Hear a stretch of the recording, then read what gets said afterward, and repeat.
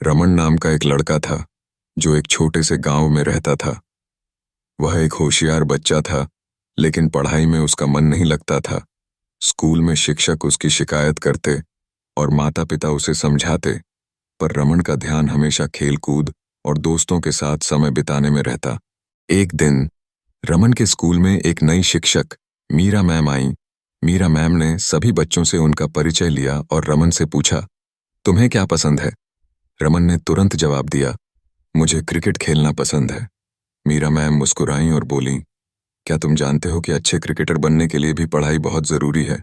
रमन ने हैरानी से पूछा, कैसे? मीरा मैम ने समझाया, अगर तुम्हें क्रिकेट में अपने प्रदर्शन का विश्लेषण करना है तो गणित जानना पड़ेगा। अगर तुम किसी बड़े टूर्नामेंट में खेलोगे तो वहां के नियम और शर्तें समझने के लिए अंग्रेजी का ज्ञान चाहिए।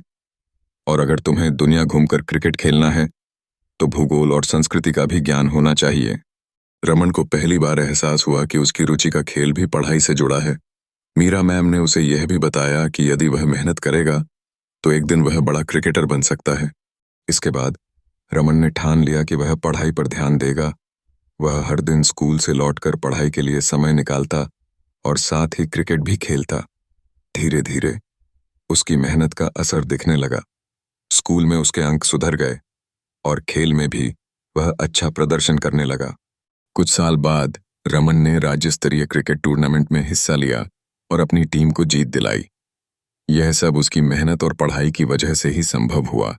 कभी कभी हमें यह समझने में देर होती है कि हमारी रुचि और पढ़ाई का गहरा संबंध हो सकता है। अगर हम पढ़ाई को अपनी रुचि से जोड़ें तो यह बोझ नहीं, बल्कि एक साधन बन जाती है जो हमें अपने सपनों को पूरा करने में मदद करती है। पढ़ाई हमारे जीवन को आगे बढ़ाने के लिए और जीवन में सफल बनने के लिए बहुत ज्यादा जरूरी है, पर उतना ही जरूरी हमें अपने सपने भी हैं। अगर हम अपने सपनों के साथ साथ पढ़ाई पर भी पूरा ध्यान देते हैं तो जीवन में कभी असफल नहीं हो सकते। इसलिए अपने सपनों के साथ साथ अपनी पढ़ाई पर भी पूरा ध्यान देना चाहिए, तभी जाके हम अपने जीवन को सही राह दिखा सकते हैं।